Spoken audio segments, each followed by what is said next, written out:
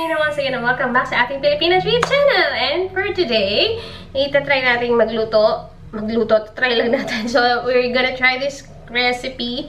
I actually watched it in YouTube. So, because I'm thinking, anong klaseng luto yung pwedeng gawin dito. So, this is the first time I'm gonna try this. So, we're gonna try to cook some shrimp. Ayan. So, the ingredients will be only onions and garlic. Yan. So, we're gonna use, hindi naman siya butter, but it's a dairy cream. So, it's a premium margarine, cholesterol-free. Yan. So, it's a dairy cream. Yan ang gagamitin natin pinaka mantika, and we're gonna use the oyster sauce. So, let's try how it turns out. So, actually, when it comes to cooking, most of the time, I use oyster sauce. As you can see, and paubos na siya. I still have one more bottle around here. So, because iniiwasan ko na yung mga MSG, and ayokong naglalagay nun sa pagkain. So, mostly prepare using oyster sauce. Especially, kahit gulay lang siya, malasa na siya. So, I think I can recommend it for you. I'm not recommending the brand, but I can recommend for you guys to use oyster sauce. If you like to also like ferment some MSG stuff to make your food more delicious, you know. So, this is the time now to cook. So, we will try this and let's see how it turns out. Okay? So, let's put the butter now. Yan, medyo mainit na yung aking kawali. So, let's put the butter. Let's just sit it there and melt. Yan.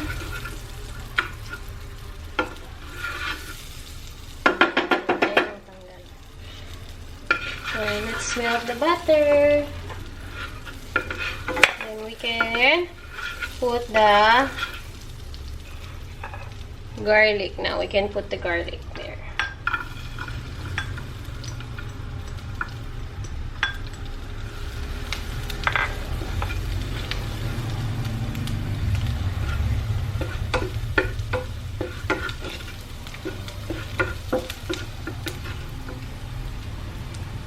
I think I need to add more butter. So,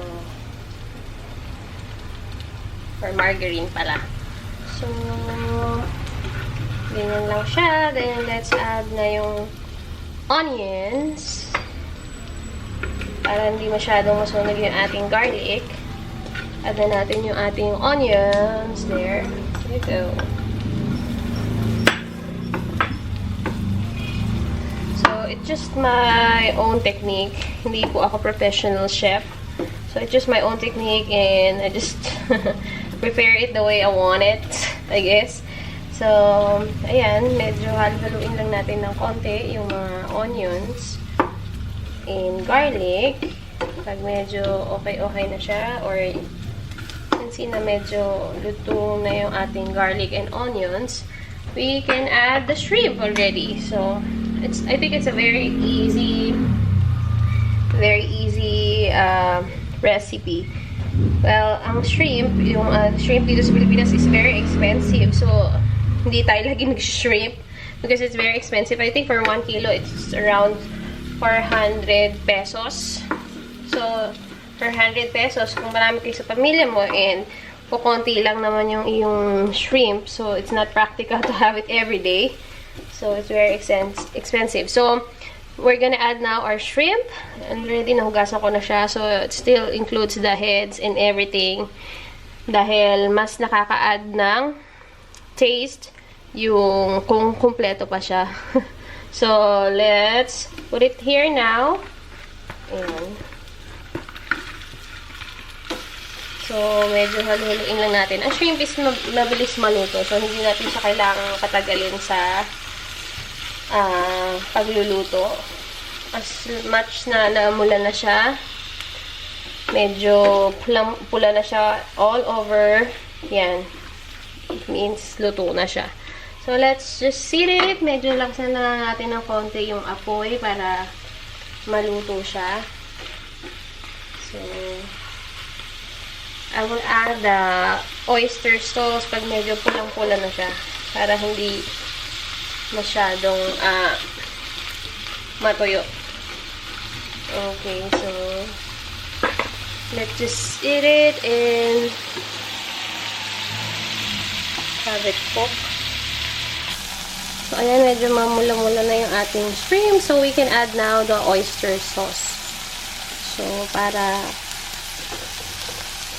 maglasa na doon sa ating shrimp at hindi masyadong overcook yung ating shrimp. Because once na namula na ito, luto na yan eh. And kapag na-overcook, medyo tumitigas yung shrimp. So, I think, yan, just enough oyster sauce. And mix lang natin siya. So, yan, mix lang natin siya ng maigi. Then, let's leave it for a while para ma-absorb na yung oyster sauce. Ma-absorb ng shrimp yung lasa ng oyster sauce. So, let's leave it for a while right there. Then, pwede natin siyang haluin ulit. So, let's add some pepper. Yan, ground pepper. Yan. Para magdagdag ng konting sarap sa ating recipe. And hope so it will turn out really good. A very simple recipe. Easy, yes. And quick to prepare. Yan. Very easy to prepare. Kasi hindi mo kailangan tagalan yung shrimp sa pagluluto. Kasi mabilis siyang maluto. So, that's it. So, I think it's already done. So, pwede na natin siyang hanguin. And tikman. That's the exciting part. Tikman. Okay.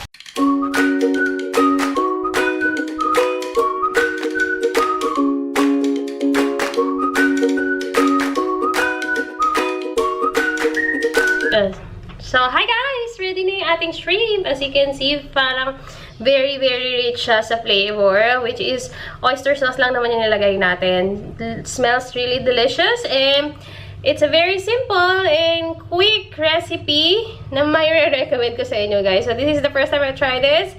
Let's try na ang taste test. So, let's see how it tastes. It looks really delicious, but I don't know if it tastes really delicious. So, let's just use my bare hand. Parang mas masarap siya kainin ng nakakamay. So, let's try one. And, ayan, medyo mainit pa siya. So, I still need, to take fork to open it. Ito lang yung medyo mahirap. Ito lang yung medyo mahirap dito, yung pagbubukas. No? So, if you want to, if you prepare yung tanggal na yung shell, it's good also, para hindi ka na mahirapan. But, if you want to add more taste ng shrimp, ayan, just keep the heads and the shells para preserve yung pinakalasa talaga ng shrimp sa loob. Yan. So, ayan. I'm opening it right now. As you can see, hain tayo. So, this will be my lunch for today. I think my lunch and dinner, that's the solo life or the single life. Yung iyong ulam sa isang araw ay ulam mo na sa maghapon or hanggang bukas pa or sa mga susunod na araw. So, ayan, binabalatan ko na siya. Medyo mainit pa, but, you know, yung hirap, andun yung sarap sa loob ng shrimp.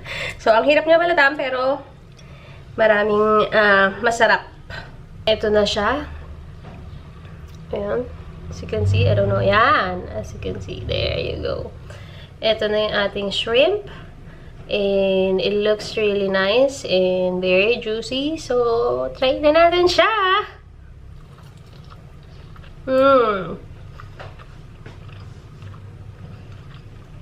Can you hear it? Hindi siya crunchy, pero it really tastes really good. I recommend to you guys this kind of recipe. Very simple, very easy, very quick. Wala ka na masyadong kailangang ingredients. So, medyo expensive lang yung shrimp. But, it's worth it. You know? Really tastes good. Ang sarap. Yun lang masasabi ko. Ang sarap. So, if you like this recipe, please don't forget to hit the like and please do subscribe to our FilipinaTrip channel. It's me now once again and hope to see you again next time. Bye! Have a good day and enjoy the shrimp!